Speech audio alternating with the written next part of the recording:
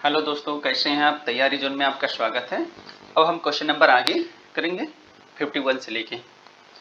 तो अब यहाँ देखेंगे, अगर ये जो पेपर हुआ था, ये पेपर जो हुआ था ये हुआ था 28 अक्टूबर 2018 को हुआ था ये पेपर। अब करंट अफेयर अगर इसमें देखें तो मैक्सिमम जुलाई मंथ का, इसका मतलब अक्टूबर अगर छोड़ दें तो सितंबर, अगस्त, जुलाई, मतलब पेपर के जस्ट 3 महीने पहले का है और सबसे ज़्यादा करंट अफेयर जुलाई का है। तो इसी स्ट्रेटजी के थ्रू हम लोग 2025 का भी देखेंगे और यहाँ से करंट अफेयर से ये भी एक रास्ता मिलेगा कि किस टाइप का क्वेश्चन करंट अफेयर में पूछा जा रहा है। तो अब देखो, हम 51 क्वेश्चन अगर देखेंगे तो निम्नलिखित ग्रहों में कौन जीवन के अस्तित्व के लिए उपयुक्त हो सकता है? जीवन के अस्तित्व के लिए तो देखो यहाँ वही इंग्लिश में देखो, which of the following planets में be suitable for existence of life. तो इसमें ए मंगल, बुध, बी बुध और सी शुक्र और डी बृहस्पति। वही मार्स, मरकरी, वीनस, जुपिटर। तो अगर हम यहाँ देखें तो इसका आंसर ये होगा मंगल, मार्स। अब यहाँ थोड़ा सा इसका बेसिक हम देखें तो शुक्र को ट्विन सिस्टर, पृथ्वी का सिस्टर बोलते हैं।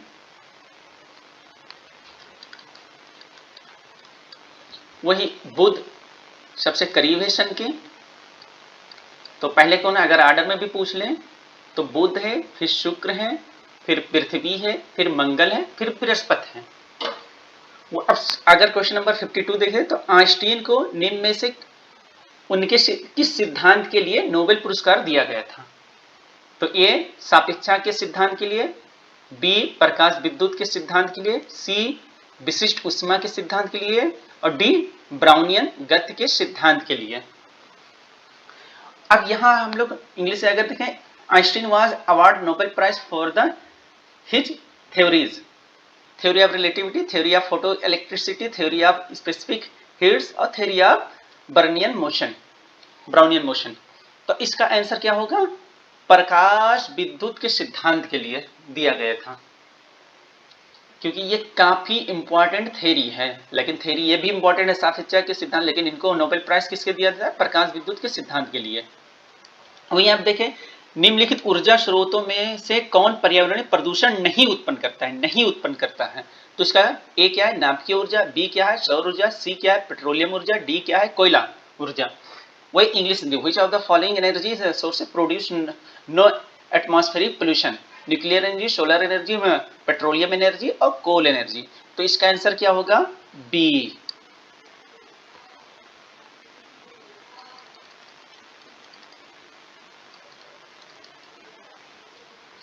वही हम देखें 54 का, राज्य के नीति निर्देशक तत्व सहज अध्ययन के लिए निम्न में से कौन से भागों में विभाजित किए जा सकते हैं? ए समाजवादी, बी उदार बौद्धिकवादी, डी सी गांधीवादी, डी उपरोक्त सभी। वहीं ए में यहां देखें socialist, B liberal, intellectualistic, C Gandhian और D all of the above. तो इसका आंसर क्या होगा? सभी, क्योंकि तीनों में है। वही 55 का देखें, निम्नलिखित में से किसे अशोक चंद्रा द्वारा भारत में आर्थिक मंत्रिपरिषद कहा गया है? तो ए योजनाएं, बी वित्त आयोग, सी केंद्रीय मंत्रिपरिषद और डी प्रशासनिक सुधार आयोग।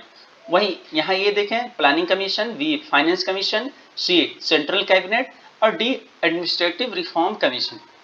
तो इसका आंसर क्या होगा? योजना आयोग। अब थोड़ा सा अगर देखें तो वित्त आयोग में किस आर्टिकल में दिया गया है? तो आर्टिकल 280 में फाइनेंस कमीशन दिया गया है। ठीक, और वही आर्टिकल 74 अगर देखें तो राष्ट्रपति के सलाह के लिए एक मंत्रिपरिषद होगी। और आर्टिकल 75 अगर देखें तो इसमें क्या होगा कि प्रधानमंत्री की सलाह से राष्ट्रपति मंत्रियों को नियुक्त करेगा। डी क्या है? प्रशासनिक सुधार आयोग। अब आगे हम लोग क्वेश्चन 56 पे पढ़ेंगे। भारतीय न्यायिक व्यवस्था में जब जनहित याचिका को शामिल किया गया, उस समय भारत के मुख्य न्यायाधीश कौन थे? M Hidayatullah, A M Ahmadi, P N Bhagwati, A S Anand. तो इसका answer, who was the chief justice of India when public interest litigation was introduced in the Indian judicial system, M Hidayatullah, A M Ahmadi, P N Bhagwati, A S Anand. तो यहाँ answer क्या होगा? P N Bhagwati. अब देखिए ये M Hidayatullah पहले मुस्लिम चीफ जस्टिस हैं और ये ऐसे हैं जो उपराष्ट्रपति भी, कार्यवाहक उपराष्ट्रपति भी बन चुके हैं चीफ जस्टिस होते हुए, एम हिदायतुल्लाह। अब अगर अगर यहाँ हम जनहित याचिका PIL का देखें, पब्लिक इंटरेस्ट लिटिगेशन के मामले में, तो दो लोग का इसमें काफी भूमिका है, PN भगवती और चीफ जस्टिस कृष्ण अय्यर। अब वह देखो 57 द एक्सीडेंटल प्राइम मिनिस्टर पुस्तक के लेखक कौन है? ये 2018 का पेपर है, तो उस टाइम में ये बुक लिखी गई थी और 2 बुक का नाम पूछा जा चुका है, एक स्टीफन हॉकिंस, एक यहाँ। इसका मतलब 2 क्वेश्चन बुक से आए हैं। तो अब यहाँ देखें, ए में राजदीप सरदेसाई, बी करण थापर, सी कुलदीप नायर और डी संजय बारू। तो अगर इसको हम देखें तो इस मूवी में जो दिखाया गया है, इसके लिए एक्सीडेंटल प्राइम मिनिस्टर मूवी भी बनी है इसी बुक पर। तो ये उस टाइम के कांग्रेस सरकार के बारे में दिखाए गए हैं। तो इसके आंसर क्या होंगे? संजय बारू, संजय बारू। तो 2 क्वेश्चन बुक एंड ऑथर से आए। अब यहां देखें, भारत की संविधान सभा की अंतिम बैठक की सही तिथि क्या है? 26 नवंबर 1949, 5 दिसंबर 1949, 24 जनवरी 1950, 25 जनवरी 1950। Mention the correct date of the last meeting of the constitution assembly of India. तो ये डेट, तो इसका आंसर क्या होगा? 24 जनवरी 1950, ये आंसर होगा। और 24 जनवरी 1950 को पूर्णतः संविधान लागू भी हो गया था। 24 जनवरी 1950 अगर देखें तो काफी इंपॉर्टेंट है। 24 जनवरी 1950 को संविधान सभा पूर्णतः लागू हुआ। 24 जनवरी 1950 को राष्ट्रगान को अपनाया गया। 24 जनवरी 1950 को राष्ट्रगीत को अपनाया गया। तो यह 24 जनवरी 1950 का इंपॉर्टेंट है। अब 59 क्वेश्चन देखें, तो निम्नलिखित में से किसे भंग नहीं किया जा सकता पर समाप्त किया जा सकता है? भंग नहीं किया जा सकता पर समाप्त किया जा सकता है। Which of the following cannot be dissolved but abolished?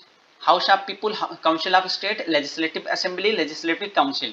Lok Sabha, B Rajya Sabha, C Vidhan Sabha और डी विधान परिषद। तो इसमें कौन सा आंसर होगा? विधान परिषद। इसका समाप्ति और निर्माण किसमें दिया है? आर्टिकल, किस आर्टिकल में? अनुच्छेद में 169। इसके लिए 2 ही अनुच्छेद हैं, 169 इसमें समाप्ति और इसका निर्माण दिया गया है विधान परिषद का, और दूसरा आर्टिकल 171 है। अब देखेंगे हम यहाँ 60 क्वेश्चन। भारत सरकार द्वारा महिला एवं बाल विकास के लिए स्वतंत्र मंत्रालय कब स्थापित किया गया? अब ये क्वेश्चन पूछा गया है। ये 1985, बी 1986, सी 1987, डी 1988। वही इंग्लिश में भी यही दिया है और ऑप्शन भी यही दिया है। तो अब देखें यहाँ, तो यहाँ क्या बोला है? स्वतंत्र मंत्रालय कब स्थापित किया गया? तो स्वतंत्र मंत्रालय जो है ये 2006 में स्थापित किया गया था। स्वतंत्र मंत्रालय कब स्थापित किया गया? 2006 में। लेकिन एक महिला एवं बाल विकास विभाग की स्थापना अगर की गई थी तो 1985 है। तो स्वतंत्र मंत्रालय यहाँ क्वेश्चन में, तो क्वेश्चन ये एरर है। लोकसभा में केंद्र शासित क्षेत्रों का सर्वाधिक प्रतिनिधित्व कितना हो सकता है? तो कितना हो सकता है? ए 15, बी 20, सी 25, डी उपरोक्त में से कोई नहीं। What can the maximum representation from the union territories to the Lok Sabha? A 15, B 20, C 25 और D none of the above. तो इसका आंसर क्या होगा? 20।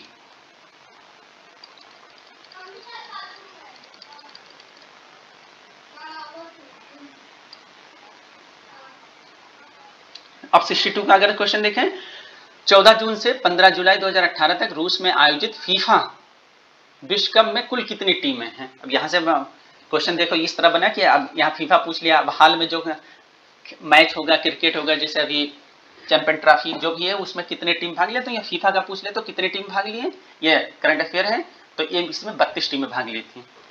निम्नलिखित देशों में किसमें प्रधानमंत्री मोदी ने 11 मई 2018 का रामायण सर्किट की शुरुआत की?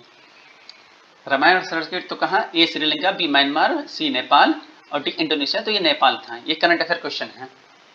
उत्तर प्रदेश प्रदेश में पूर्वांचल एक्सप्रेस में मार्ग निम्नलिखित में से किस नगर से नहीं गुजरेगा? तो ये बस्ती है, क्योंकि करंट अफेयर सिर्फ आपको ये डायरेक्शन देगा कि किस टाइप के क्वेश्चन पूछे जा रहे हैं, उसमें डिटेल एनालिसिस जरूरत नहीं होता है। वहीं देखिए यहाँ इंडेक्स से पूछ लिया, संयुक्त राष्ट्र के ई गवर्नमेंट सूचकांक 2018 के अनुसार भारत का कौन सा स्थान था? तो 96 था। वही अब क्वेश्चन 66 देखें, निम्नलिखित राज्यों में कौन मई जून 2018 में निपा वायरस बीमारी के प्रकोप के कारण चर्चा में था? ए बिहार, बी केरल, सी हरियाणा, डी गुजरात। तो ये भी करंट का है, तो केरल।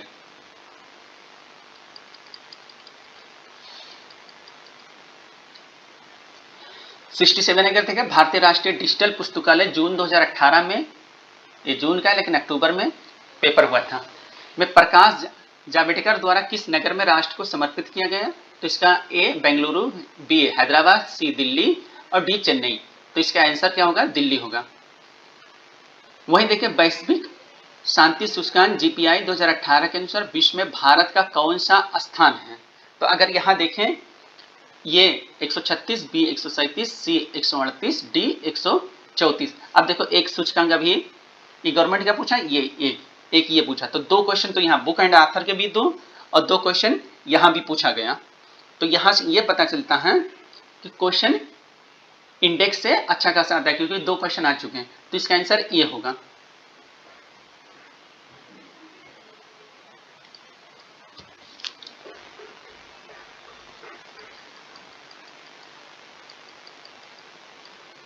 अब यहां फिर देखो 69 का 15वां प्रवासी भारतीय दिवस जनवरी 2019 में किस शहर में आयोजित होगा? तो किस शहर में आयोजित होगा? तो ये भी करंट का है। तो अब कोई भी समिट है, जैसे ब्रिक्स का समिट है, एससीओ समिट है, इस टाइप का समिट भी पूछता है, तो ऐसे जैसे ये प्रवासी दिवस के बारे में पूछा, तो ये हमारा एक गाइड करेगा कि कैसे रास्ते पे तैयारी कैसे करना है। तो इसका आंसर ए में है वाराणसी में, बी बड़ौदा है, और सी जयपुर में, पुणे में। तो इसका आंसर ए होगा।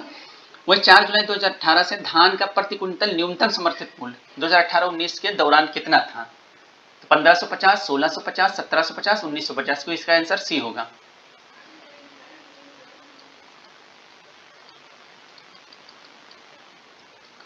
वही क्वेश्चन देखें 71, निम्नलिखित में से किसने जुलाई 2018 में पाकिस्तान का संसदीय चुनाव जीता और प्रधानमंत्री बना? अब देखो कितना आसान क्वेश्चन है।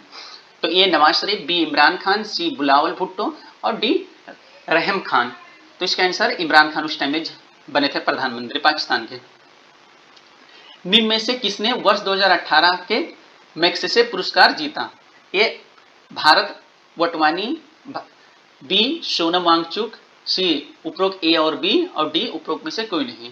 तो 2018 का रेमन मैग्सेसे पुरस्कार पूछा है। अब देखो रेमन मैग्सेसे पूछा तो ये भी इंपॉर्टेंट हो जाता है, तो यहाँ याद करना है। तो इसका आंसर सी होगा, दोनों को मिला था।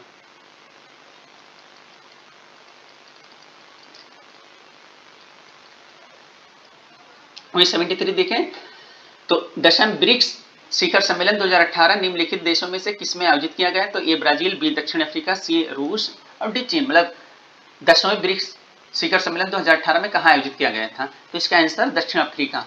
तो ये देखो आपको गाइड कर रहा है कि किस टाइप का हमें करंट अफेयर पढ़ना है। अब 74, निम्नलिखित में से कौन शुक्ल यजुर्वेद की संहिता है? शुक्ल यजुर्वेद की संहिता है। ए वाजस्नेमी, बी मैत्राणी, सी तैत्तिरीय और डी काठक। वही which of the following is a Samhita of Shukla Yajurveda? तो वाजस्नेमी, मैत्रायणी, तैत्तिरीय और कथक। तो इसका आंसर क्या होगा? वाजस्नेमी। अच्छा, अब अगर शुक्ल यजुर्वेद देखें तो ये यजुर्वेद के दो हैं, एक शुक्ल यजुर्वेद होता है, एक कृष्ण यजुर्वेद। कृष्ण यजुर्वेद, कृष्ण यजुर्वेद, कृष्ण यजुर्वेद होता है और दूसरा शुक्ल यजुर्वेद, जो ये दिया हुआ है। यजुर्वेद के दो भाग होते हैं, कृष्ण यजुर्वेद और शुक्ल यजुर्वेद। जो शुक्ल यजुर्वेद हैं ये पद में लिखे गए हैं अब कृष यजुर्वेद जो है ये गद्य में लिखे गए हैं। तो जो शुक्ल यजुर्वेद के जो पाठ हैं ये वाजस्नेमी है, वहीं कृष यजुर्वेद के जो पाठ हैं तो ये मैत्रेयी है, तैत्तिरीय है, काठक है। तो ये तीनों किसके हैं? मैत्रेयी, तैत्तिरीय, काठक, ये कृष यजुर्वेद में है। तो ये हमारा यजुर्वेद से रिलेटेड क्वेश्चन, क्योंकि अगली बार अगर कुछ क्वेश्चन बने तो हम लोग कर लें।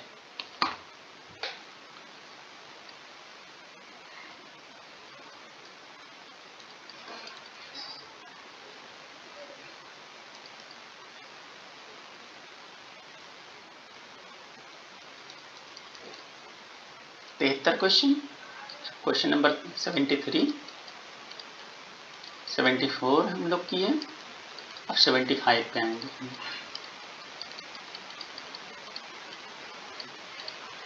सेवेंटी फाइव क्या है? एसेस रीजन है। बोला क्या है? कथन भारत पर तुर्की आक्रमण सफल हुए। ये अब भी कारण क्या दिया? उत्तर भारत में राजनीतिक एकता नहीं थी। वहीं Turkish invasions on India were successful. Reason में क्या दिया है? There was no political unity in north India.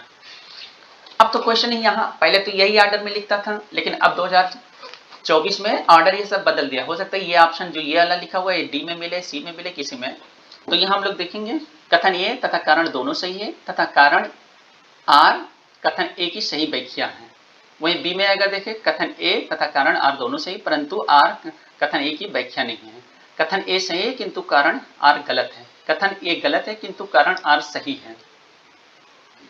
तो अब हम लोग इस क्वेश्चन में बात यह कि कंफ्यूजन टाइप का है। भारत में तुर्की आक्रमण दिया है, अगर यहाँ तुर्की की जगह पे थोड़ा स्पेसिफिक कर देता, अरबी आक्रमण कर देता, अफगानी आक्रमण कर देता, तो ये थोड़ा स्पेसिफिक हो जाता।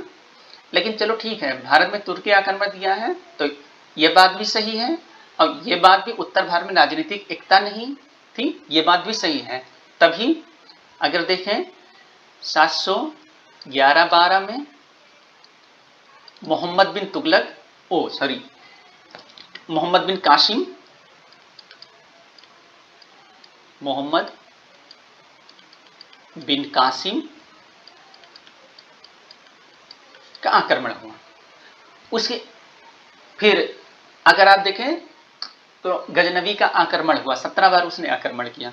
तो कहीं ना कहीं वो गुजरात तक पहुंचा, तो उत्तर भारत में राजनीतिक एकता नहीं थी, इस वजह से तुर्की आक्रमण सफल हुआ। तो अगर हम लोग देखें तो कारण का जो कथन का कारण व्याख्या भी करा तो आंसर ये हो जाएगा।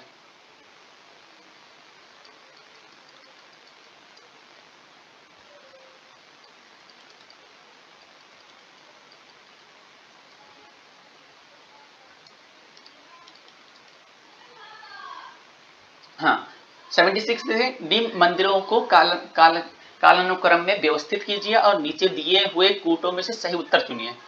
बृहदेश्वर मंदिर, गंगैकोंड चोलापुरम मंदिर, महाबलीपुरम का तटीय मंदिर, सप्त पैगोडा मंदिर। अब इसको आप ऑर्डर में लगाइए।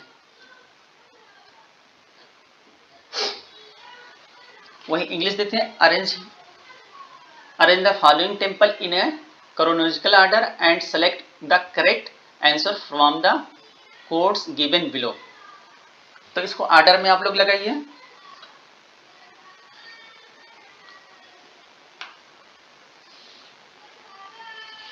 तो अगर हम लोग देखें सप्त पैगोडा, तो इसका अगर टाइम पीरियड देखें तो 630 से 668, और उस टाइम में कौन था?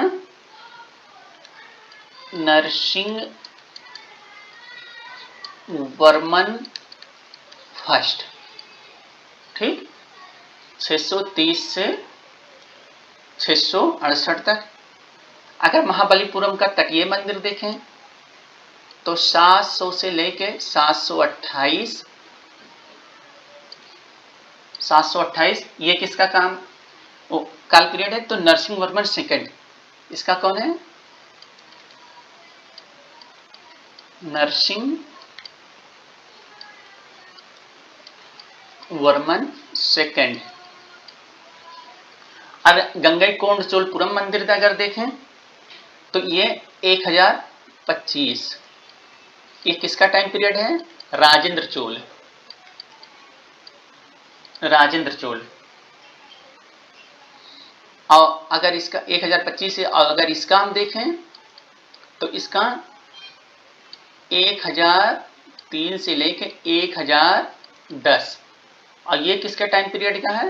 राजराज चोल। तो अब यहां से अगर हम लोग मिलाएं तो सबसे पहले क्या आएगा? 630 से 668 यानी फोर्थ पहले में आएगा। तो फोर्थ कहाँ? ये हमारे एक ही आंसर से मिल गया यहां से। तो ये हम लोग का आंसर इसका डी हुआ। तो इसका कौन सा आंसर? डी हुआ।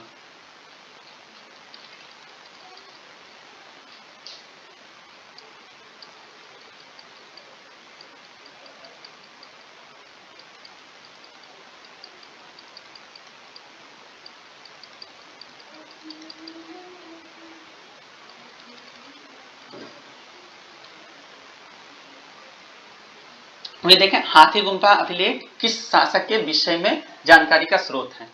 तो हाथी गुम्फा अभिलेख किस शासक के बारे में जानकारी का स्रोत है? तो इसका कौन सा है? ए में है खारवेल, बी में है अशोक, सी में है हर्षवर्धन, डी में है कनिष्क। वहीं यह है खारवेल, अशोक, हर्षवर्धन, कनिष्का।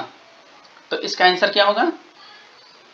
इसका अगर हम देखें तो अशोक के कई सारे हैं, जैसे गिरनार में इनका अशोक है, गिरनार अभिलेख में अशोक नाम बताए गए हैं, भबरू अभिलेख में अशोक नाम बताए गए हैं। तो इस हाथी गुम्फा में क्या है? खारवेल के बारे में इसका आंसर।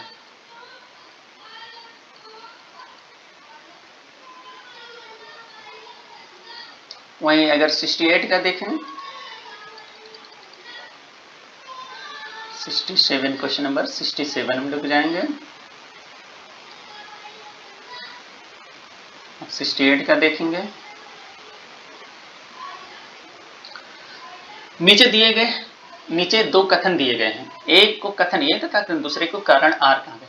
1946 में मुस्लिम लीग में कैबिनेट मिशन प्लान के लिए दी गई अपनी स्वीकृति वापस ले ली। आर 1946 में गठित अंतरिम सरकार में मुस्लिम लीग शामिल हुई थी।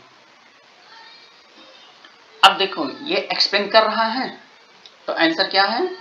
कथन ए तथा कारण दोनों सही है। कारण कथन ए की सही व्याख्या, वही यहाँ दोनों सही है लेकिन व्याख्या नहीं कर रहा। यहाँ कथन ए सही है लेकिन आर गलत है, यहाँ ए गलत है लेकिन आर सही है, ये दिया हुआ है।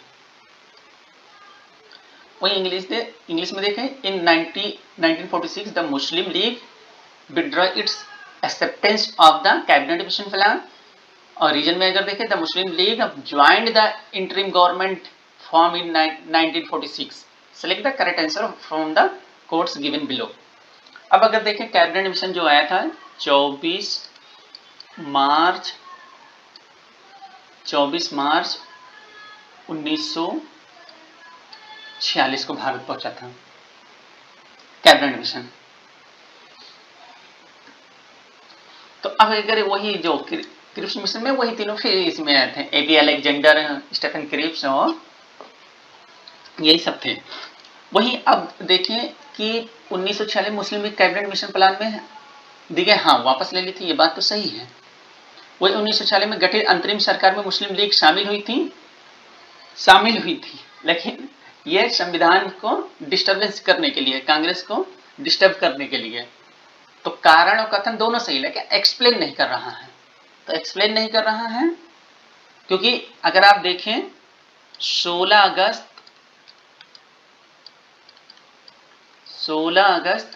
1946 में मुस्लिम लीग क्या लाई थी? डायरेक्ट एक्शन, सीधी कार्रवाई, जिसमें काफी लोग की हत्या हुई थी।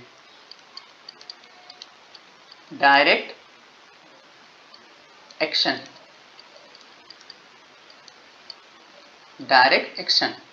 सीधी कार्रवाई। हिंदी क्या लिखते हैं? सीधी कार्रवाई। कितने कब आया था? 16 अगस्त 1946 को। तो कारण कथन दोनों सही हैं लेकिन एक्सप्लेन नहीं किया, तो आंसर कौन सा होगा? बी। तो 68 का बी। वहीं 69 का अगर देखें, निम्नलिखित में से किन स्थानों मध्य पाषाण काल में पशुपालन के प्रमाण मिले हैं। ओदे, बोरी, बागोर, सी, डी, लखनिया। वही इंग्लिश है, ओडाई, बोरी, बागोर, लखनिया। तो इसका आंसर क्या होगा? सी, बागोर पशु। और दूसरा क्या है? एमपी का। ये बागोर कहाँ है? राजस्थान में। बागोर क्या है? राजस्थान में बाग। और दूसरा पशुपालन का साक्ष्य कहाँ मिला है? एमपी के आदमगढ़। आदमगढ़ में पशुपालन के साक्ष्य मिले हैं। क्वेश्चन नंबर अगर हम लोग 80 देखें तो निम्नलिखित इग्मों में से कौन सुमेलित नहीं है? Question number 80। आदिना मस्जिद, मांडू, लाल दरवाजा, मस्जिद जौनपुर, दाखिल दरवाजा, गौड़ और 3 दरवाजा अहमदाबाद। अब इसमें देखो वही इंग्लिश भी यही दिया हुआ है। तो यहाँ देखो अदना मस्जिद जो है और सुमेलित नहीं, ये पूछा है। तो अदना मस्जिद कहाँ है? पश्चिम बंगाल।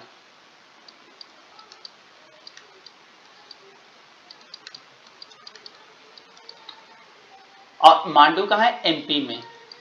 तो ये सुमेलित नहीं, तो आंसर ये होगा। वही ये तीनों सही है। लाल दरवाजा मस्जिद जौनपुर है, दाखिल दरवाजा गौड़ है, 3 दरवाजा अहमदाबाद। अब इसको आप लोग को याद भी करना है, क्योंकि हो सकता है अगली बार इसमें मिलान कर दे कि लाल दरवाजा कहाँ है, दाखिल दरवाजा कहाँ है, 3 दरवाजा कहाँ है। तो इस तरह से प्रीवियस ईयर क्वेश्चन में और ज्यादा, जहां 25-30 रिपीट करते हैं वहां ज्यादा हो जाता है, क्योंकि इस तरह ऑप्शन से वो तो डायरेक्ट क्वेश्चन लगभग इतने आते हैं। इनडायरेक्ट में तो अच्छा खासा क्वेश्चन आता है, 50 के आसपास। अब देखिए निम्नलिखित इग्मों में कौन सही सुमेलित नहीं है? 81 का। तो ध्रुवदास, भगत नामावली, नाभादास, भक्तमाल, रसखान, रसिकप्रिया, उस्मान, चित्रावली। ये क्वेश्चन तो मॉडरेट स्तर और टफ स्तर का है, वही इंग्लिश में यही दिया हुआ है। तो अगर हम लोग देखें ध्रुवदास, भगत नामावली ये भी सही है, नाभादास, भक्तमाल ये भी सही है, और उस्मान चित्रावली ये भी सही है। लेकिन रसिक प्रिया का किसने लिखा था? केशवदास ने। केशवदास। तो हो सकता है अगली बार ये पूछ ले कि रसिक प्रिया किसने लिखा है, तो इसको केशवदास ने लिखा था। इसकी रचना किसने की थी? केशवदास। तो हमारा आंसर कौन सा होगा? ये, क्योंकि पूछा है सुमेलित नहीं है। तो रसखान रसिक प्रिया वाला। तो रसिक प्रिया किसने लिखा? केशवदास।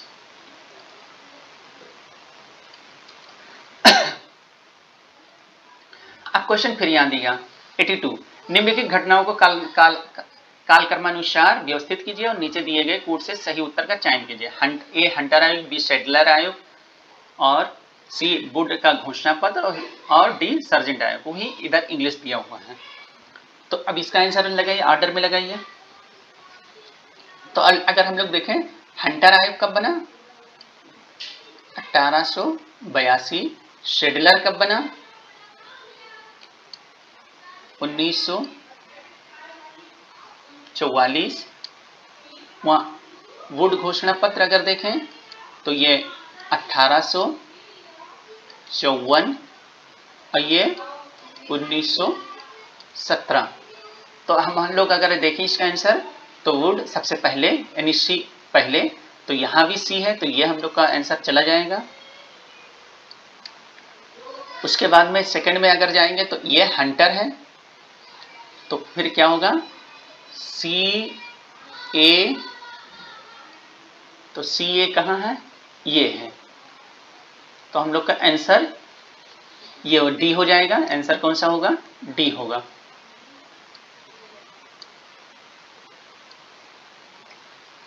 तो अब कैसे आओ, वहीं अगर देखें वी, फिर डी। तो सी कितना है? 1854। उसके बाद में ए 1882। फिर बी शेडलर कब बना? शेडलर 1917 में बना। और ये सार्जेंट 1944।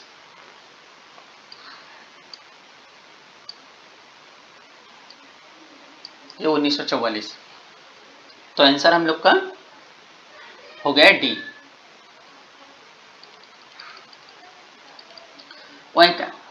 क्वेश्चन नंबर 83 अगर देखें, निम्नलिखित नेताओं में से किसने क्रांतिकारी संगठन अभिनव भारत समाज की स्थापना की?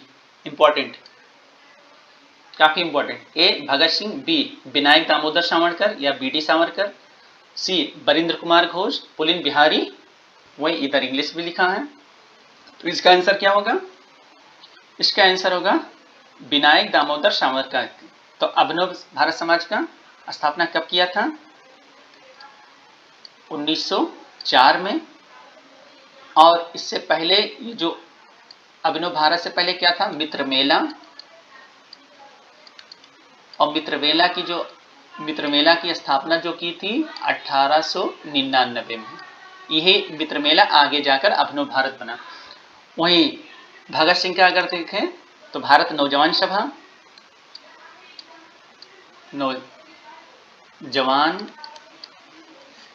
नौजवान सभा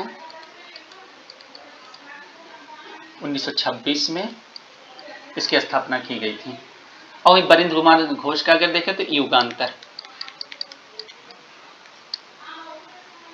तो ये 83 क्वेश्चन हमारा हुआ।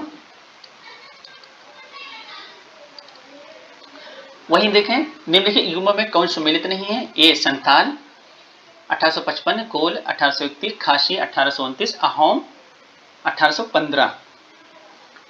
तो यहाँ ये चीज यहीं भी देखो, वही इंग्लिश में लिखा है। तो कौन सम्मिलित नहीं? तो ये 1855, 56 ये तो बात सही है। वही कोल भी, ये भी सही है, ये भी सही था।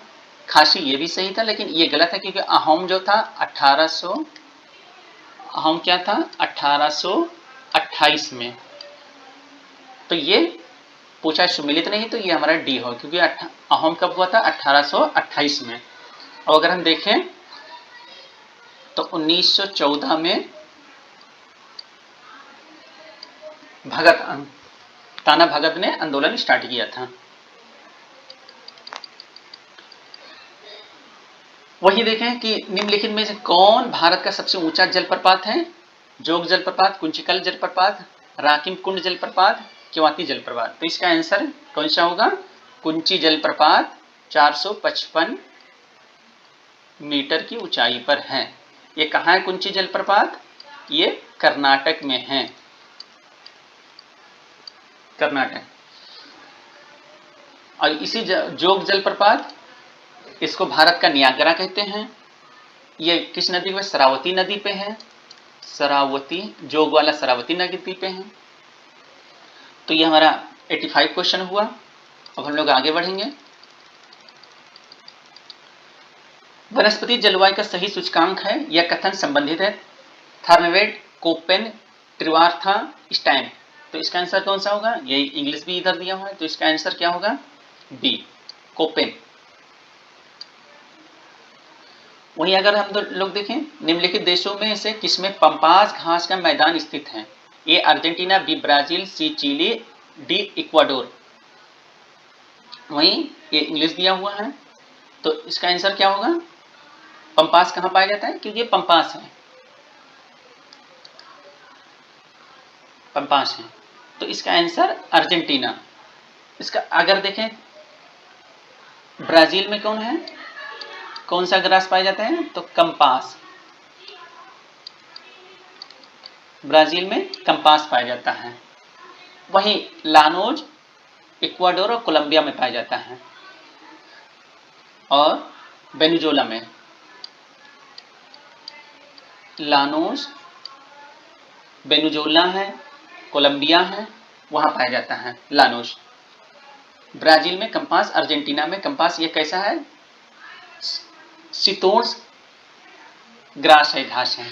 वही अमेरिका में जो पाया जाता है, अगर अमेरिका में देखें, यूएसए में, कनाडा के बॉर्डर पे, तो प्रेरी।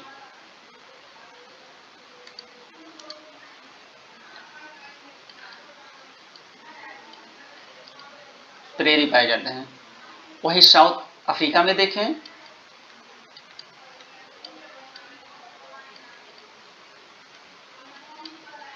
साउथ अफ्रीका में अगर तो बेल्ट पाया जाता है,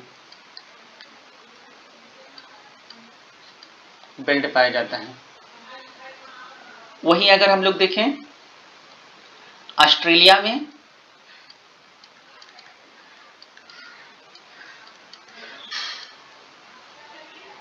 ऑस्ट्रेलिया में क्या है? डाउन्स।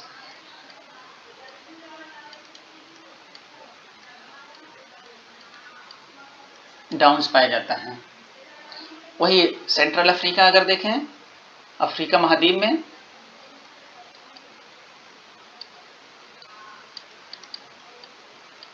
तो सवाना पाया जाता है।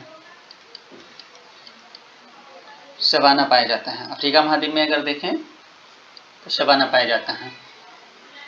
वहीं अगर यूरेशिया में देखें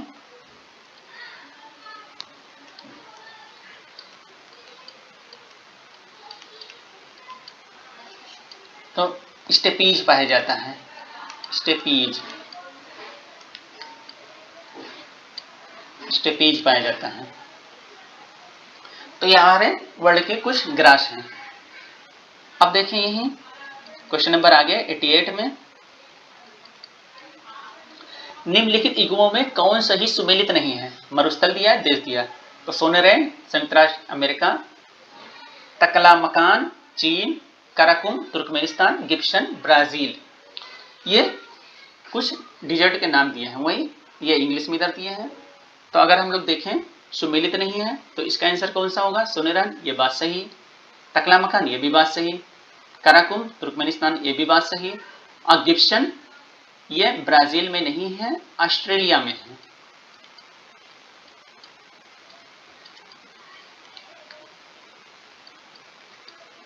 ब्राजील में नहीं, ऑस्ट्रेलिया में है गिब्सन। गिब्सन है, सिम्पसन है,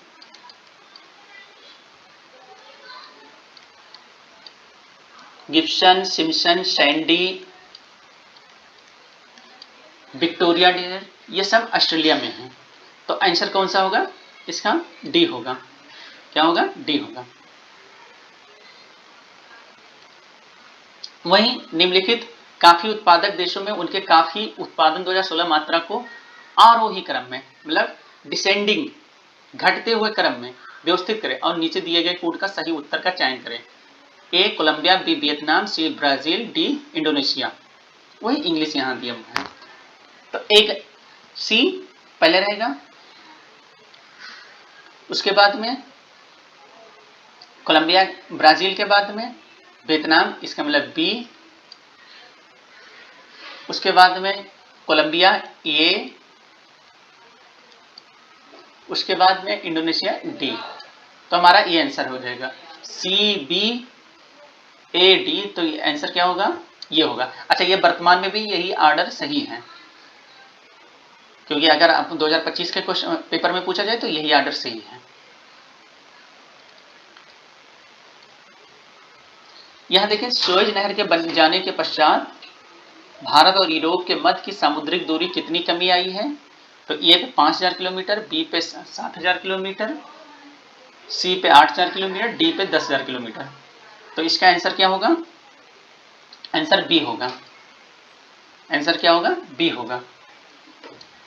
सुएज नहर की जो दूरी है, सुएज नहर का जो निर्माण किया गया था, सुएज नहर का निर्माण 1869 में किया गया था, जो भारत और यूरोप की 7000 किलोमीटर दूरी लगभग घट गई थी। और इसका शुरुआती जो निर्माण का शुरुआत है तो ये 1859 से शुरू किया गया था, यानी 10 साल बनने में लग गया था। और ये कहाँ है? लाल सागर में।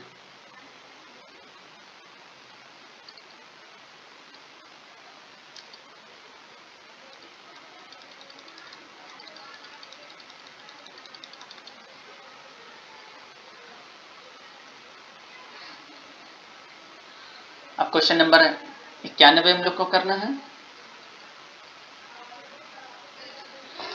निम्नलिखित भारतीय मौसम मुख्यालयों को उनके स्थापना के कालानुक्रम में व्यवस्थित कीजिए। मतलब सबसे पहले कहाँ रहा, फिर कहाँ हुआ, फिर कहाँ हुआ कीजिए, और नीचे दिए गए कोड से अपने सही उत्तर का चयन कीजिए।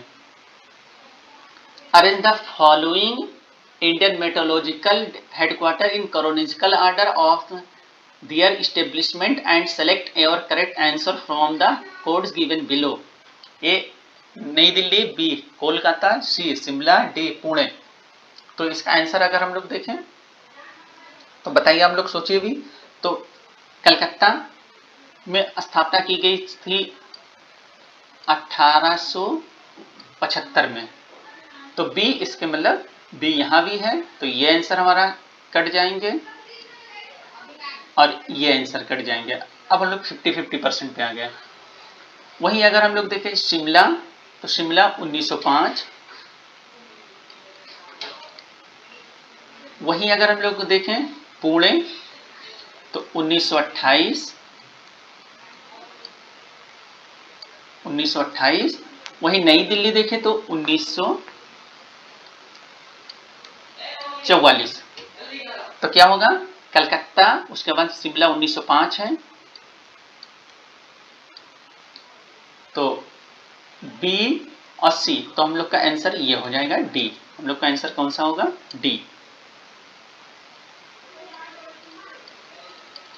वहीं क्वेश्चन नंबर 92 अगर हम लोग देखें कि निम्नलिखित कथनों में से कौन सही नहीं है, ठीक, सही नहीं है, ये ध्यान देना होगा। ए, काली मिट्टी को स्थानीय भाषा में रेगुर कहा जाता है। बी, क्रिप्स के अनुसार रेगुर मिट्टी अनिवार्य रूप से एक परिपक्व मिट्टी है। यहां देखो, ये हो सकता है अभी ये पूछ ले कि रेगुर मिट्टी अनिवार्य रूप से परिपक्व मिट्टी किसने कहा, तो क्रिप्स ने कहा। काली मिट्टी में आर्द्रता, नमी धारण करने की उच्च क्षमता होती है। और डी, काली मिट्टी हिमालय क्षेत्र में पाई जाती है। यही चीज इधर इंग्लिश में लिखा हुआ है। तो अगर हम लोग देखें तो काली मिट्टी कहां पाई जाएगी, काली मिट्टी वहीं पाई जाएगी जहां ज्वालामुखी आया हो।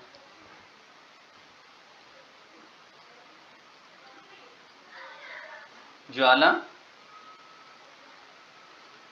आया हो वहीं काली मिट्टी पाई जाएगी, जहां ज्वालामुखी आया हो। अब क्या हिमालय पे ज्वालामुखी आया है, नहीं आया है, क्योंकि हिमालय पे भूकंप आता है। और दूसरा, ज्वालामुखी न आने का कारण यह है कि हिमालय जो है कॉन्टिनेंट प्लेट टकरा रही है, तो इस वजह से ज्वालामुखी अंदर से तोड़ नहीं पा रहा है। तो एक रीजन ये भी है। बाकी अगर आप देखें कि जितने भी फोल्ड माउंटेन हैं हर जगह ज्वालामुखी आता है, लेकिन हिमालय पे ज्वालामुखी नहीं आता। उसका यही रीजन है कि कॉन्टिनेंट प्लेट टकराती है। बाकी अगर आप देखें रॉकी है, एंडीज है, तो एक कॉन्टिनेंट है और दूसरा ओशनिक प्लेट है। तो ओशनिक प्लेट कहीं ना कहीं पतला होता है, लेकिन डेंसिटी में ज्यादा होता है। ये कंफ्यूजन नहीं होना, ओशनिक प्लेट डेंसिटी में ज्यादा होता है। तो इसका आंसर क्या है, कौन सुमेलित नहीं है, तो ये सुमेलित नहीं है, डी सुमेलित नहीं है। और ये सारे सही आंसर हैं, सभी सही आंसर हैं। अब हम लोग क्वेश्चन नंबर 93 आ जाएंगे कि मैकमोहन रेखा सीमा रेखा बनाती है भारत एवं चीन के बीच, भारत एवं पाकिस्तान के बीच, भारत एवं म्यांमार के बीच, भारत एवं नेपाल के बीच। तो भारत एवं चीन के बीच ये बनाती है। अच्छा, मैकमोहन रेखा जो बनाती है ये सिर्फ 1120 किलोमीटर दूरी को मैकमोहन रेखा बोलते हैं। उसके बची हुई लाइन को जॉनसन लाइन बोलते हैं, जॉनसन लाइन। ये लद्दाख की तरफ है। तो इसका आंसर अगर देखें मैकमोहन रेखा, तो भारत एवं चीन के बीच है। भारत और पाकिस्तान के बीच में क्या है, रेड क्लिफ।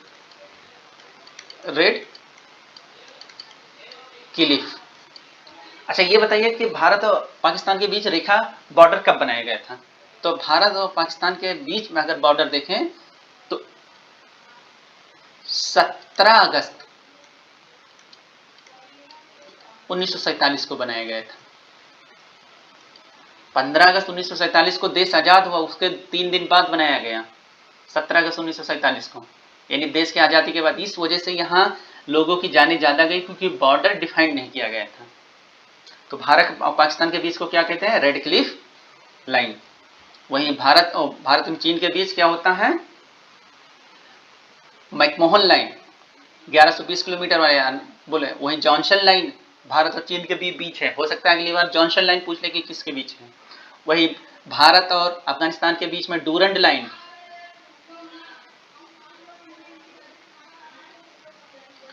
क्वेश्चन नंबर 94 में देखें अगर, तो निम्नलिखित नदियों में से किसके मुहाने पर पक्षी के पंजे की आकृति वाला डेल्टा बनता है। तो ए हांगहो बी नील, सी डेन्यूब और डी मिसिसिपी। ये इधर इंग्लिश दिया हुआ है, तो इसका आंसर क्या होगा? मिसिसिपी। क्या होगा? मिसिसिपी।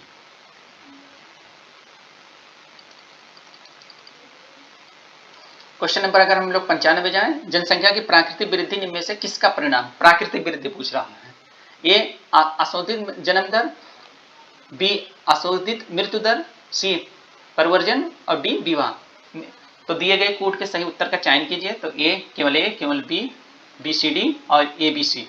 तो इसका आंसर क्या होगा? वही इधर इंग्लिश दिया हुआ है, तो आंसर इसका डी होगा। सिर्फ ए और बी सही होंगे।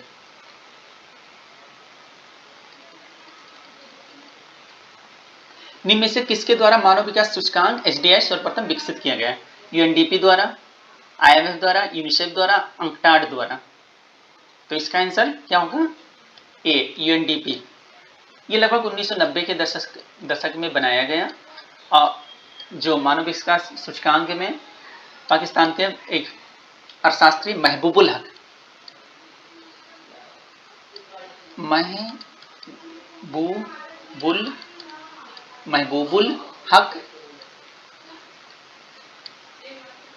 और इनकी सहायता के लिए कौन थे? भारतीय अर्थशास्त्री अमर्त्य सेन।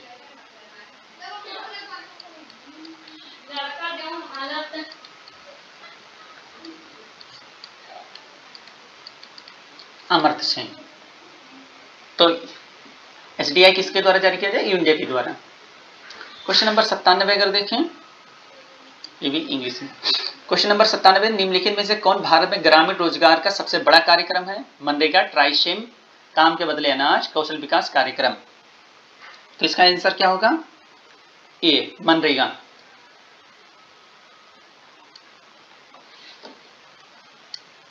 मनरेगा होगा इसका आंसर।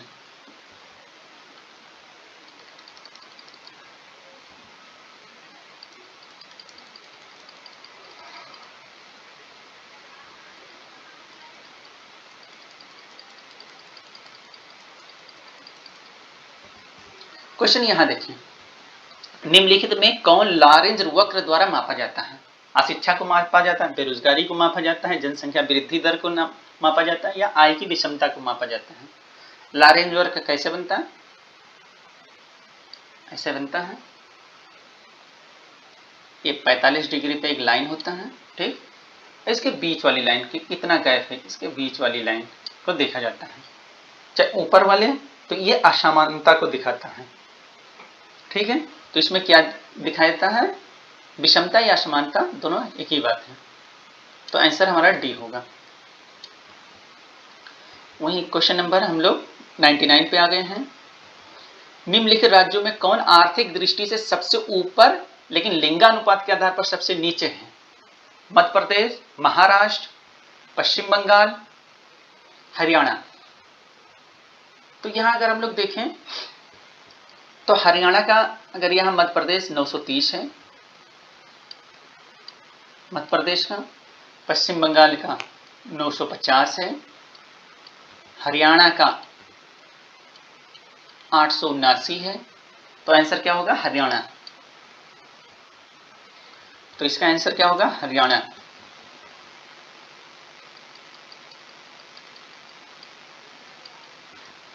निम्नलिखित करों में कौन सा कर ग्राम पंचायतों द्वारा लगाया जाता है? तो ग्राम पंचायत, नंबर 1 बिक्री कर, नंबर बी भू राजस्व कर, नंबर सी स्थानीय मेलों पर कर, और डी उपयुक्त में से कोई नहीं। ये इंग्लिश में sales tax, land revenue tax, tax on local fairs, और D none of the above. तो इसका आंसर क्या होगा? ग्राम पंचायत द्वारा कौन सा कर लगाया जाता है? तो सी स्थानीय मेलों पर लगाया जाता है। सी स्थानीय मेलों पर लगाया जाता है। वहीं 101, भारत में निम्नलिखित 5 वर्षों की योजनाओं में किसका मुख्य ध्येय संपोषणीय विकास, इसका मतलब सस्टेनेबल डेवलपमेंट ग्रोथ था? 9वीं, 10वीं, 11वीं और 12वीं। तो इसका आंसर क्या होगा? 12वीं। क्या होगा? 12वीं।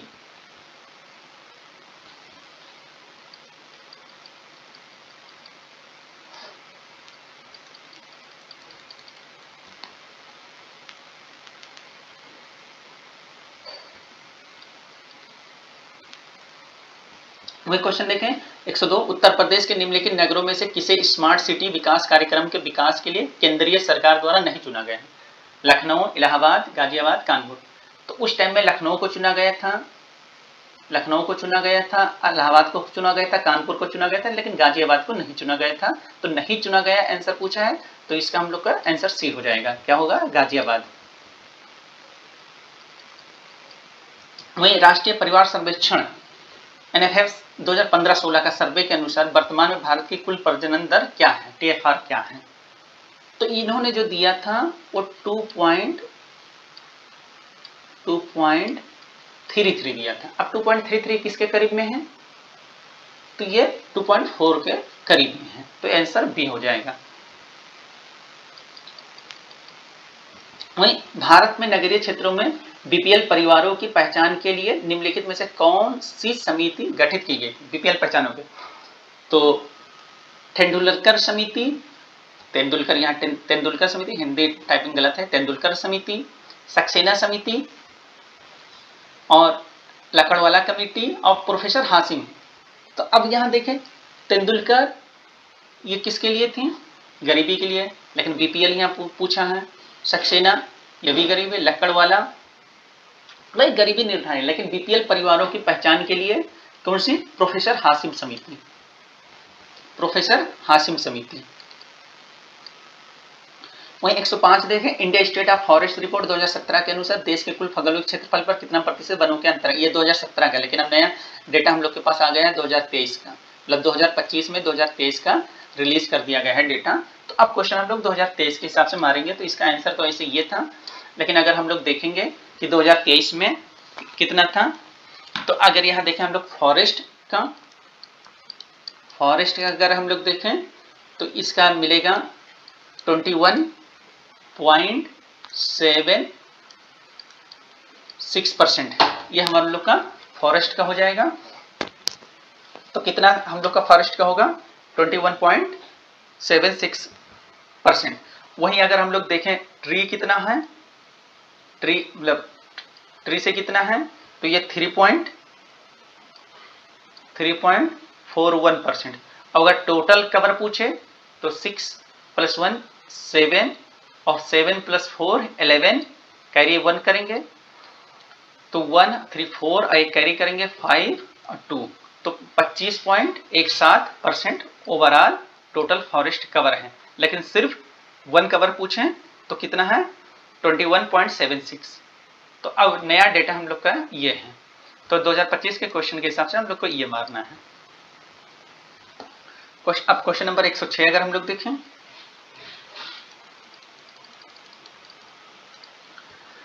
में देखें कि भारत में बाघ परियोजना कब शुरू की गई थी? When was the project tiger launched in India? 1968 में, 1972 में, 1984 में, 1993। तो इसका तो एक भी आंसर सही नहीं है, क्योंकि कब आरंभ किया गया था? तो 1973 में। प्रोजेक्ट टाइगर कब शुरू किया गया था? 1973। लेकिन अगर हम लोग 1972 देखें तो वन्यजीव संरक्षण कानून आया था, वन्यजीव संरक्षण कानून, वन्यजीव संरक्षण एक्ट, ये 1972 में आया था, वन्यजीव संरक्षण एक्ट। तो इसका कोई भी आंसर नहीं है, तो इस कहीं ना कहीं ये क्वेश्चन को डिलीट किया गया होगा। तो ऐसे तो अगर क्लोजेंस देखे तो 1972 है, क्योंकि प्रोजेक्ट टाइगर 1973 में आया था। निम्नलिखित में कौन मानव जनित जीनोम, ये जीनोम है, जियोब नहीं, जीनोम का एक उदाहरण है? जलतंत्र मानवजनित नहीं, घास का मैदान मानवजनित, वर्षावन नहीं है, तो फसली भूमि, ये हम लोग का आंसर होगा, फसली भूमि। वही क्वेश्चन नंबर 108 देखें, निम्नलिखित में कौन सा जानवर बिना पानी पिए सबसे लंबी अवधि तक रह सकता है? ए जिराफ, बी ऊंट, सी कंगारू, डी कंगारू चूहा। वही ये जिराफ, सी कैमल, बी कैमल, सी कंगारू चूहा और डी कंगारू रेड। तो इसका आंसर क्या होगा? डी कंगारू चूहा। ये सबसे ज्यादा बिना पानी पिए टाइम तक रह सकता है। ये भी करंट का, उस टाइम में करंट का क्वेश्चन था। 109, भारत का प्रथम national centre for marine biodiversity किस शहर में स्थित है? तो ये जामनगर था। ये क्वेश्चन हम लोग का 110, डाकिगम राष्ट्रीय उद्यान निम्नलिखित में से किससे संबंधित है? तो ये हंगुल से, हंगुल या स्टैग से संबंधित है। वही विश्व जैव विविधता दिवस कब मनाया जाता है? अब देखो, एक तो अभी पूछा था, इसी पेपर में था कि विश्व जनसंख्या दिवस कब मनाया जाता है। अब क्या पूछा है? विश्व जैव विविधता दिवस कब मनाया जाता है? तो 22 मार्च, 22 मई, 23 जून, 16 अप्रैल। तो इसका आंसर क्या होगा? 22 मई। क्या होगा? 22 मई। आप लोग का ये कमेंट बॉक्स में बताना है कि 22 मार्च को क्या मनाया जाता है और 22 अप्रैल को क्या मनाया जाता है। 22 मार्च को क्या मनाया जाता है और 22 अप्रैल को क्या मनाया जाता है, ये कमेंट बॉक्स में आप लोग को बताना है। तो अब यहां देखिए, दो तो डेट से पूछ लिया, 2 क्वेश्चन, 2 इंडेक्स से पूछ लिया, 2 बुक एंड आथर से पूछ लिया, तो ओवरऑल क्वेश्चन कितने हुए? 6। तो 6 क्वेश्चन तो यहीं से हो गए। तो ये हम लोग का प्रीवियस ईयर ये बताएगा कि कहां से कितना क्वेश्चन आ रहे हैं। निम्नलिखित में कौन मृदा से संबंधित नहीं? Edaphic, climatic, biotic, topography. तो मृदा से कौन इसमें नहीं संबंधित है? निम्नलिखित में कौन मृदा से संबंधित है? Which of the following is concerned with soil? तो इसमें कौन सा आंसर होगा? इडेफिक। वो क्वेश्चन नंबर 113 देखें, निम्न में से किसमें ओजोन की सर्वाधिक सांद्रता मिलती है? Troposphere, mesosphere, stratosphere, exosphere. ये चारों में, ये भी इंग्लिश ही वर्जन इधर हिंदी में लिखा हुआ है। तो इसका आंसर कौन सा होगा? सी, स्ट्रेटोस्फीयर। अच्छा, सबसे पहले अगर देखें तो ट्रोपोस्फीयर आता है, फिर स्ट्रेटोस्फीयर आता है, फिर मेसोस्फीयर आता है, फिर एक्सोस्फीयर आता है, अगर ऑर्डर में लगाना हो। और ओजोन किस में पाई जाती है? स्ट्रेटोस्फीयर में। तो 113 का हम लोग आंसर ये हुआ। वहीं अगर देखें, वैश्विक उष्मन के फल स्वरूप निम्नलिखित में से किसकी बारंबारता और प्रचंडता बढ़ रही है? तो ए केवल चक्रवात की, केवल तूफान की, केवल बाउंडर की, उपरोक्त सभी। वहीं इंग्लिश में cyclones only, storms only, hurricanes only, all of the above. तो ये क्या होगा? डी, सभी से बढ़ रही है, डी आंसर। ठीक, केवल ये नहीं कि सिर्फ चक्रवात या तूफान, सभी से, मतलब जलवायु परिवर्तन सभी पे प्रभाव डाल रहा है। निम्नलिखित में देखें, अगर स्वावासन संरक्षण रणनीति का उदाहरण नहीं, मतलब स्वास्थान इंस्टीट्यूट का नहीं भाग है, इंस्टीट्यूट का, तो क्या है? Biosphere reserve, botanical garden, national park, sacred groups, पवित्र वन। तो इसका आंसर क्या होगा? जयमंडल अगार, वनस्पति बाग, राष्ट्रीय उद्यान, पवित्र। तो इसका आंसर वनस्पति होगा, क्योंकि ए एक्स-C2 का भाग है, एक्स-C2 का भाग है। एक्स-C2 में क्या क्या आते हैं? एक तो बॉटनिकल गार्डन है, जीन बैंक है,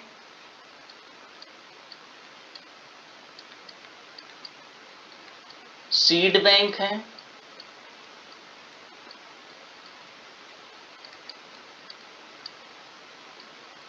ये एक्स-C2 में आते हैं, और ये बॉटनिकल। बाकी ये जो है इंस्टीट्यूट है, जैसे biosphere reserve, national park, scrap,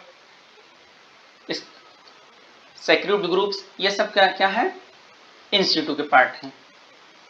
अब आगे हम लोग चलेंगे क्वेश्चन नंबर 116 पे। सूर्य के प्रकाश से पैराबैंगनी विकिरण अभिक्रिया निम्न में से क्या पैदा करती है? Carbon monoxide, sulphur dioxide, ozone, fluorides. ये ऑप्शन इधर भी। तो ये क्या पैदा करती है? ओजोन।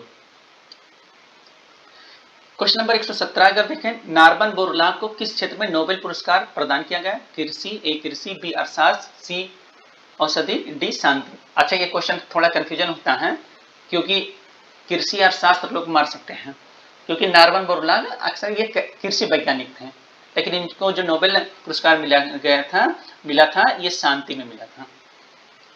क्वेश्चन नंबर अगर देखें 118, निम्नलिखित युग्मों में कौन सही सुमेलित नहीं है? तो रेनेटिन, पनीर, जैव प्रौद्योगिकी, प्लास्मिड्स, गोल्डन चावल, विटामिन ए, ओजोन परत, ट्रोपोस्फीयर। वही इधर इंग्लिश लिखा हुआ है, तो इसका आंसर क्या होगा? ओजोन परत हम लोग अभी कहाँ पढ़े हैं? स्ट्रेटोस्फीयर। तो इसका आंसर सुमेलित नहीं, पूछा सुमेलित नहीं, तो इसका आंसर क्या होगा? डी, सुमेलित नहीं है। ट्रोपोस्फीयर में नहीं पाए जाते हैं। वैसे बैड ओजोन तो पाई जाती है, लेकिन आंसर इसका यही है, आयोग ने भी यही माना है। बाकी ये सारे सही है, अब इसको याद भी करना है, क्योंकि अगली बार हो सकता है कि पनीर में क्या पाते हैं, तो रेनेटिंग जैव प्रौद्योगिकी में प्लास्मिड्स, गोल्डन चावल में विटामिन ए, क्योंकि ये यहाँ से क्वेश्चन बना सकते हैं, तो ये भी याद होना चाहिए, क्योंकि रिपीटेड तो यहीं से होंगे। निम्नलिखित युग्मों में कौन सही सुमेलित नहीं है? ठीक, सही सुमेलित नहीं है, वही नॉट करेक्टली मैच्ड। तो बांदीपुर राष्ट्रीय उद्यान कर्नाटक ए में, बी में मानस वन्यजीव अभ्यारण्य असम, और सी में पेरियार वन्यजीव अभ्यारण्य केरल, और डी में शिमलीपाल राष्ट्रीय उद्यान मध्य प्रदेश। तो कौन सा सही नहीं है? तो डी, क्योंकि शिमलीपाल कहाँ है? उड़ीसा में है। ये कहाँ है?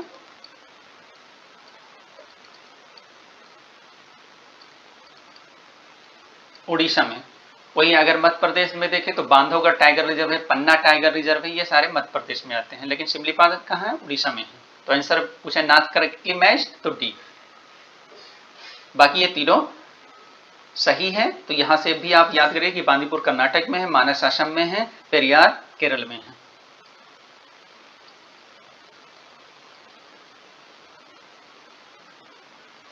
क्वेश्चन अगर देखें 120,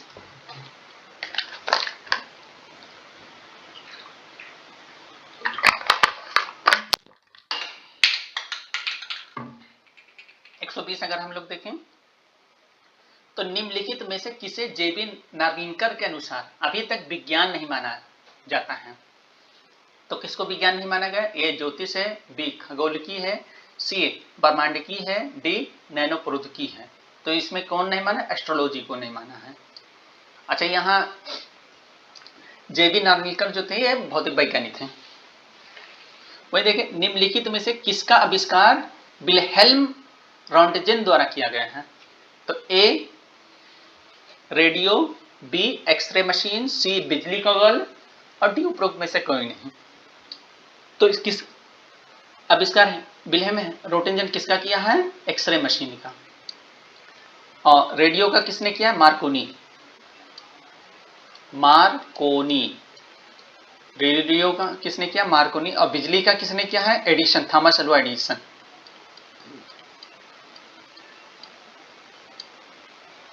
और एक्सरे मशीन ये है विल्हेल्म रॉन्टजेन।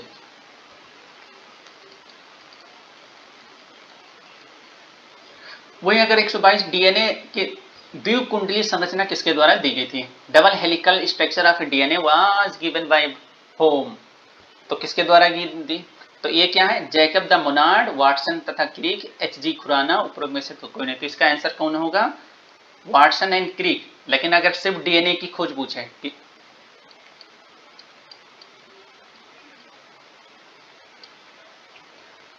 डीएनए की खोज सिर्फ पूछेगी कि डीएनए की खोज किसने की,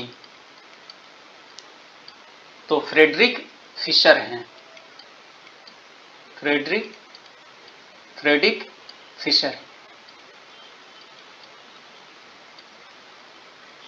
ये डीएनए की खोज की थी। लेकिन डीएनए अगर डबल हेलिकल मॉडल पूछे तो वाटसन और क्रिक हैं।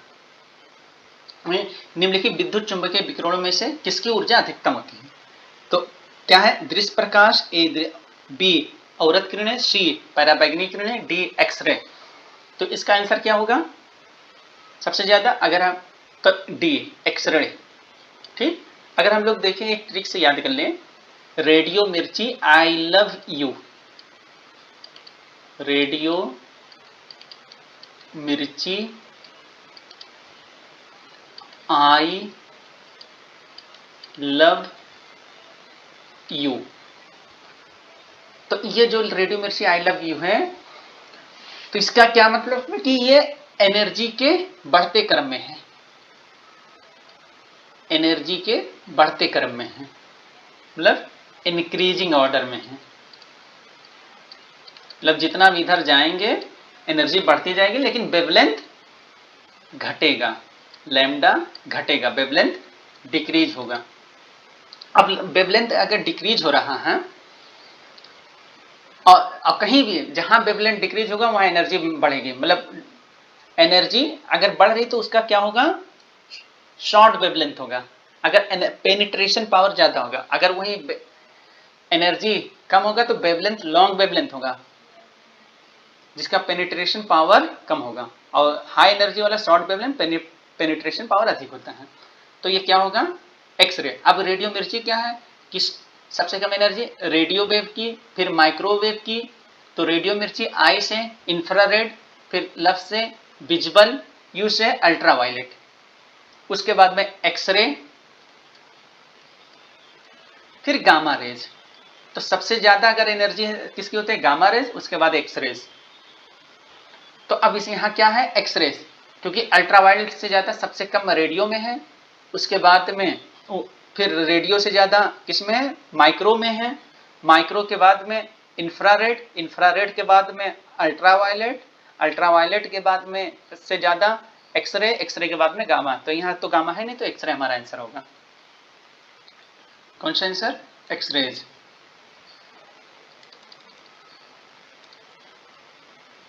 अगर हम लोग देखें 124 में, मीथेन निम्न में से किससे निकलती या उत्सर्जित होती है, केवल धान के खेतों से, केवल दीमक की बाम्बी से, ए और बी दोनों, ऊपर में से कोई नहीं। तो इसका आंसर क्या होगा, ए और बी दोनों, मीथेन दोनों से निकलती है। फिर 125 देखें, निम्नलिखित तत्वों में कौन अर्धचालक है, ए एल्युमिनियम, बी सिलिकॉन, सी चांदी और डी सीसा। तो अर्धचालक कौन है, सिलिकॉन। कौन है, सिलिकॉन। और दूसरा अर्धचालक क्या होता है, जर्मेनियम। तो दो ही अर्धचालक है, सिलिकॉन और जर्मेनियम। अच्छा, जो चांदी है ये सबसे ज्यादा चालकता होती है इसमें, मतलब कंडक्टर की प्रोबेबिलिटी सबसे ज्यादा इसमें होती है चांदी में।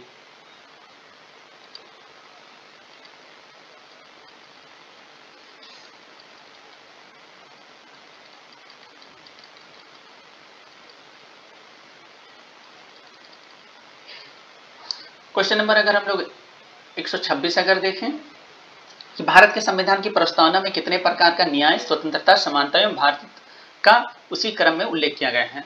मतलब इसमें पूछा कितने बार न्याय है, कितने बार स्वतंत्रता है, कितने बार समानता है और कितने बार भारतीत्व है। तो अगर हम देखें तो प्रस्तावना में सामाजिक, आर्थिक और राजनीतिक न्याय यानी 3 टाइप का न्याय है। तो पहले में 3 टाइप, तो 3 कहाँ, यहाँ भी नहीं है, यहाँ भी नहीं है, यहाँ भी नहीं है। तो आंसर हमारा ये होगा, ये हुआ, ठीक। और 5 प्रकार की स्वतंत्रता है। 5 प्रकार कौन कौन से, विश्वास, उपासना, धर्म, अभिव्यक्ति,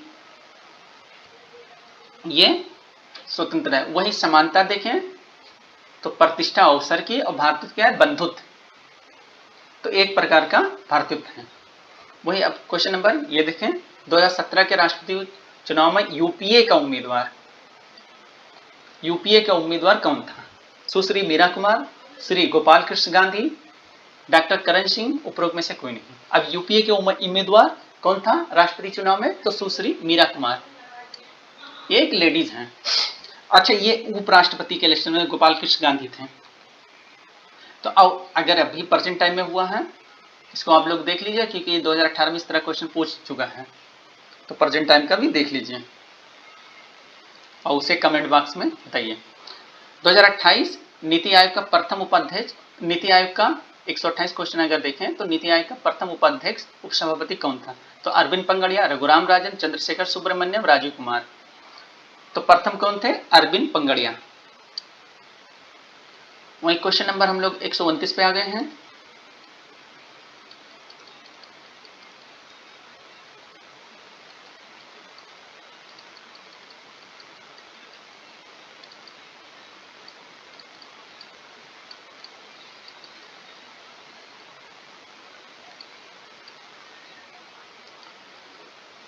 निम्नलिखित में कौन सा भारत में भाषा के आधार पर बना पहला राज्य था, ए केरल, बी मध्य प्रदेश, सी आंध्र प्रदेश, डी उत्तर प्रदेश। तो भारत भाषा के आधार पर कौन बना था, आंध्र प्रदेश, 1956। आप लोग को यह भी याद करना है कि राज्यों के बनाने के लिए कौन कौन सी कमेटी, जैसे जेपीपी जवाहरलाल नेहरू, पट्टाभी सीतारामैया, सरदार पटेल कमेटी एक बनाई गई थी जिसे जेपीवी कमेटी कहा जाता है। दूसरा फजल अली कमेटी बनाई गई थी। इसी तरीके से कई कमेटी बनाई गई थी। इसके धर्त कमेटी बनाई गई थी, ये सब राज्यों के लिए बनाई गई थी कि राज्यों का किस आधार पे बनाया जाए। वही क्वेश्चन नंबर अगर 130 देखें, क्वेश्चन नंबर 103, निम्नलिखित में कौन एक संवैधानिक संस्था है, एक्स्ट्रा कॉन्स्टिट्यूशनल एजेंसी है या बॉडी है? तो ए संघ लोक सेवा आयोग, वित्त आयोग, बी निर्वाचन आयोग और डी नीति आयोग। तो इसका आंसर क्या होगा? नीति आयोग, क्योंकि संघ लोक सेवा आयोग की चर्चा है 315, आर्टिकल 315 312 से शुरू होता है और 323 तक, जिसमें इसकी चर्चा संघ लोक सेवा आयोग की 315 में है। ठीक, वित्त आयोग 280 में है, निर्वाचन आयोग 324 से 329 तक है। कोई नीति आयोग का संविधान में चर्चा नहीं है। 131 है, सरकारी आयोग की संस्तुतियां निम्नलिखित में से किससे संबंधित है? राजस्व वितरण, राष्ट्रपति की शक्तियां एवं कार्य और संसद की सदस्यता और केंद्र राज्य संबंध। तो इसका आंसर क्या होगा? केंद्र राज्य संबंध, केंद्र राज्य संबंध।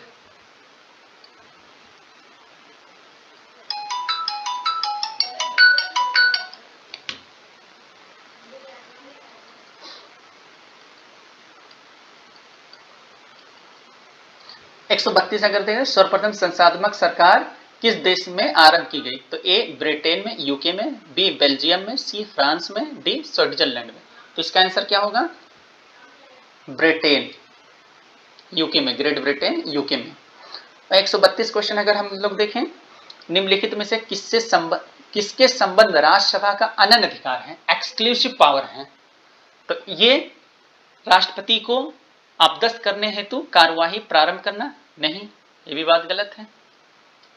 बी सर्वोच्च न्यायालय के न्यायाधीशों को अपदस्थ करने हेतु कार्यवाही करना, ये भी बात गलत है, क्योंकि अनन्य पावर नहीं, पावर तो है लेकिन अनन्य पावर नहीं, एक्सक्लूसिव पावर नहीं। ये एक नई अखिल भारतीय सेवा के सृजन हेतु संस्तुति करना, ये बात सही है।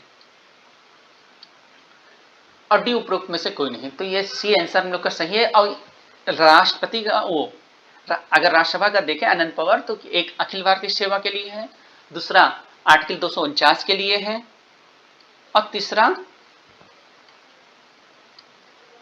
जो थर्ड एक तो ये पावर, दूसरा 249 है, जो तीसरा है वो क्या है? उपराष्ट्रपति को हटाने के लिए। ये 3 पावर जो दिया गया है ये राज्यसभा के लिए अनन्य है, मतलब इसे लोकसभा को नहीं मिला है। मतलब ये इसका जो प्रस्ताव लाया जाएगा पहले राज्यसभा में लाया जाएगा, लोकसभा में नहीं लाया जाएगा, इस वजह से ये अनन्य पावर है। इस पे मैं इसमें क्वेश्चन भी पूछ चुका है शायद 2022 वाले पेपर में। 134 अगर देखें, भारत के संविधान के किस भाग में हम नागरिकता से संबंधित प्रावधानों को पाते हैं? ए भाग 1, भाग बी भाग 2 और सी भाग 7 और डी भाग 9। तो इसका आंसर कौन होगा? नागरिकता भाग 1। नागरिकता में भाग 2, नागरिकता को भाग 2 में बताया गया है। भाग ए में राज्य है और भाग 7 को निरस्त कर दिया गया है। इसमें भाग ए में इसको हटा दें,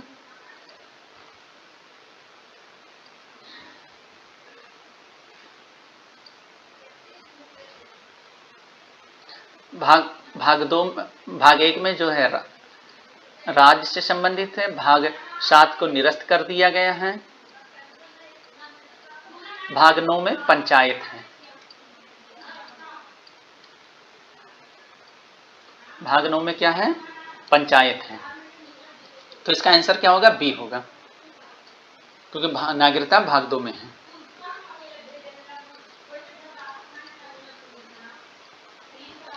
भारतीय संविधान में भारत की आधिकारिक भाषा से में जुड़े प्रावधानों में संसद संशोधन कर सकती है।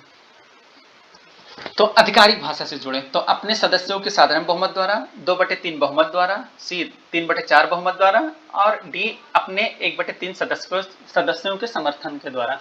देखो यहाँ अगर हम लोग एलिमिनेशन लगा दें तो ये ऐसा भी खत्म हो जाएगा कि डी 1/3 का कोई प्रोविजन ही नहीं है भारत में, 3/4 का कोई प्रोविजन ही नहीं है भारत में। अब यहाँ ये आया तो भारतीयों का आधिकारिक भाषा में जुड़ने प्रावधानों में संसद संशोधन कर सकेगी अपने सदस्यों के साधारण बहुमत द्वारा। प्रेजेंट है उपस्थित, मतलब जितने उपस्थित है उनका 50% वोटिंग के द्वारा। 136 दे दें, बिना अनुमति के कितने दिन संसद के अनुपस्थिति रहने पर किसी संसद को अयोग्य घोषित किया जा सकता है? ए 30 दिन, बी 60 दिन, सी 90 दिन और डी 120 दिन। तो इसका आंसर कौन सा होगा? बी 60 दिन। अब ये 60 दिन अगर लगातार 3-4 दिन सत्र नहीं चल रहा है या 4 दिन से अधिक सत्र नहीं चला है तो ये 60 दिन में काउंट नहीं होंगे। 4 दिन से कम अगर सत्र नहीं चला है तो काउंट होंगे। तो अनुपस्थिति का कितने दिन है लगातार होना चाहिए? 60 दिन। ये हमारा आंसर बी होगा। निम्न गवर्नर जनरलों में से किसने कांग्रेस का अत्यधिक अल्पसंख्यक लोगों का प्रतिनिधित्व करने वाला कहकर उपहास दिया? Number 1 Lord Dufferin, number B Lord Curzon, number C Lord Minto, number D Lord Lansdowne. तो इसका आंसर क्या होगा? Lord Dufferin. क्योंकि कांग्रेस का जो 1985 में स्थापना हुआ, कांग्रेस का 1985 में स्थापना, एक कांग्रेस की स्थापना हुई, इसमें सिर्फ 72 सदस्य ही शामिल हुए थे, मतलब 72 लोग ही शामिल हुए थे। इसी वजह से इन्होंने कहा था कि अत्यधिक अल्पसंख्यक लोगों की है। इसके पहले जो कांग्रेस के पहले अध्यक्ष कौन थे? व्योमेश चंद्र बनर्जी, व्योमेश चंद्र WC व्योमेश चंद्र बनर्जी कौन थे? व्योमेश चंद्र बनर्जी। अब अगर क्वेश्चन ये है पहले अल्पसंख्यक सदस्य कौन थे, तो पहले अल्पसंख्यक कांग्रेस के अध्यक्ष, सॉरी पहले अल्पसंख्यक कांग्रेस अध्यक्ष कौन थे? तो बदरुद्दीन तैयब नहीं, ये तो तीसरे थे। लेकिन पहले अल्पसंख्यक अगर देखें तो दादा भाई नौरोजी, क्योंकि ये पारसी धर्म से थे। दादा भाई नौरोजी दूसरे। कहां इसकी हेल्ड किया गया था कांग्रेस का सेशन? दूसरा वाला कलकत्ता, पहला वाला कहां किया गया था? मुंबई। तो हम लोग ये कांग्रेस का कुछ बैकग्राउंड देखें। और अगर पहले मुस्लिम पूछे तो बदरुद्दीन तैयब जी थे, ये तीसरे कांग्रेस सेशन में बनाए गए थे। 138 देखें, डींग एक्सप्रेस क्या है? डींग तथा कोलकाता के मध्य रेलगाड़ी हिमा दास का मुंह बोला नाम है। पलवल तथा कुंडली के बीच एक्सप्रेसवे है, लोकप्रिय पत्रिका है। तो ये हिमा दास का निकनेम है, डींग एक्सप्रेस। मेरी काम को हाल ही में सितंबर 2018 निम्न में से किसका ब्रांड एम्बेसडर बनाया गया है? तो देखो ये ब्रांड एम्बेसडर से क्वेश्चन है, तो स्वच्छ भारत का, BSNL का, बेटी बचाओ बेटी पढ़ाओ प्रोजेक्ट खेल का। तो ये BSNL का है।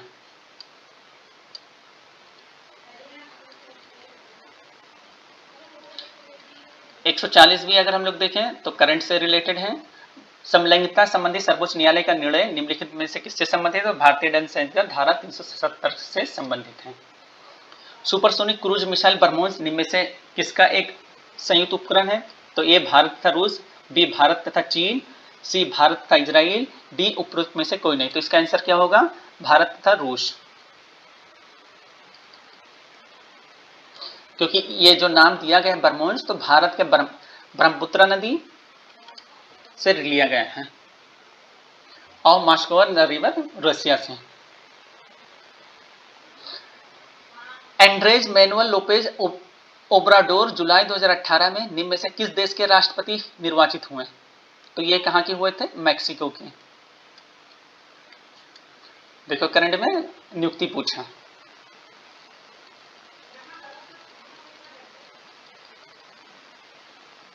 वहीं पनामा पेपर्स के आधार पर भ्रष्टाचार के लिए निम्नलिखित देशों में किसके प्रधानमंत्री को 10 वर्ष जेल की सजा दी गई है? तो ये पाकिस्तान के नवाज शरीफ को दी गई थी।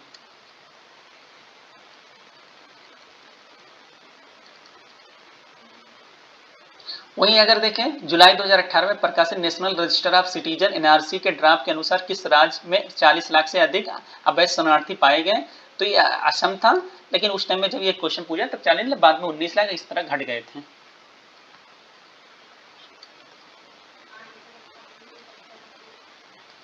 वहीं 145 देगा, जुलाई 2018 में निम्न में से किसके द्वारा सफर वायु गुणवत्ता एवं मौसम पूर्वानुमान प्रणाली का उद्घाटन किया गया? तो किसके द्वारा किया गया था? डॉक्टर हर्षवर्धन के द्वारा। वही अमेरिकी पत्रिका विज्ञान साइंस द्वारा 26 जुलाई 2018 को जारी रिपोर्ट के अनुसार एक विशाल भूमिगत झील का पता किस ग्रह पर चला है? तो ये कौन था? मंगल था। अमेरिका के राष्ट्रपति डोनाल्ड ट्रंप ने उत्तर कोरिया के नेता किम जोंग से 12 जून 2018 को किस देश में मुलाकात की थी? तो ये सिंगापुर था।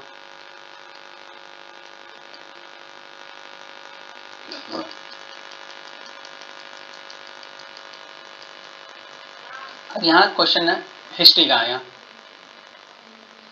कि सूची फर्स्ट सूची सेकंड सुन लीजिए, नीचे दिए गए कोड का सही उत्तर का चयन कीजिए। दक्षिण भारत के समुद्रगुप्त के समकालीन नरेश, ये काफी टफ क्वेश्चन था क्योंकि आप इतना थोड़े कोई याद करते हैं।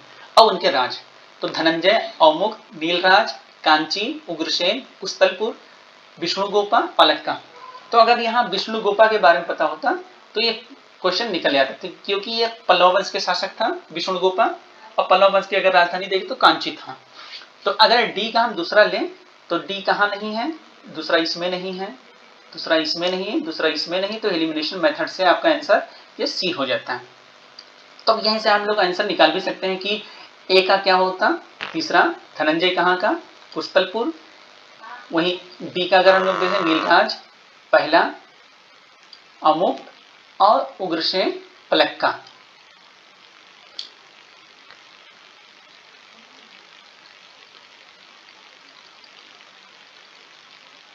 वही हम लोग देखें क्वेश्चन नंबर 149, निम्न में से सिंधु सभ्यता से संबंधित कौन से केंद्र उत्तर प्रदेश में स्थित है? तो नीचे ए कालीबंगा, बी लोथल, एक कालीबंगा, 2 लोथल, 3 आलमगीरपुर और 4 हुलास। तो अगर हम लोग देखें तो कालीबंगा कहाँ है? राजस्थान।